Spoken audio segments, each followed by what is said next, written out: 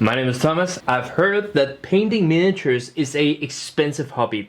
So I want to spend money where it matters and then 3D print stuff so I could save some money and time. So here are the 6 things that I've printed with PETG that could really help you if you are also just started painting miniatures but just got a 3D printer.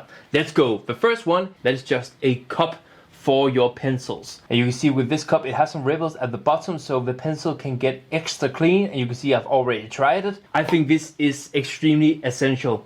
I don't want to use my other cups I have in the kitchen. I just want this to be my exclusive painting cup. Everything that I talk about in this video will have a link. And the second thing is a pen holder. Like, I can't even do that. Just like this. Not much to say, it's just very simple. I love it. The third thing is paint wreckage or storage, or how do you say it? This is just essential if you have a small apartment or just want to have a clean, organized desk, which I don't have, which I never have, but I love this one. The fourth thing is paint sticks. I have this gum fit like thing. I don't know what it's called in English, but in Danish it is elefantsnot. Really push it down.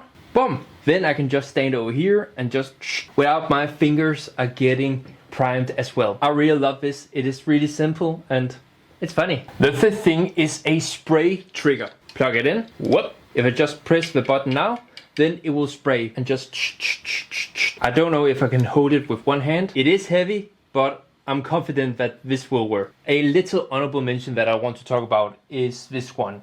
This was a failed print. I wanted to have a miniature holder, put a miniature in it, and then I could just paint the miniature. I do not know if I need this. It would be nice, but let us just try with bare hands for now. And the last one will save you so much money.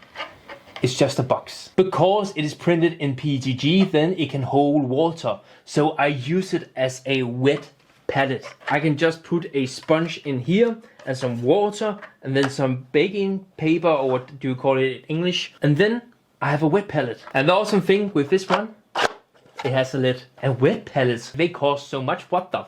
All the links to the models and to the creators are down below so they can get the credit they deserve. If you are also printing miniatures or just painting them, then how do you do it? Do you have some good tips for me? Because this is extremely new for me and I'm so excited to start. So, thank you so much for watching. I'll see you in the next one.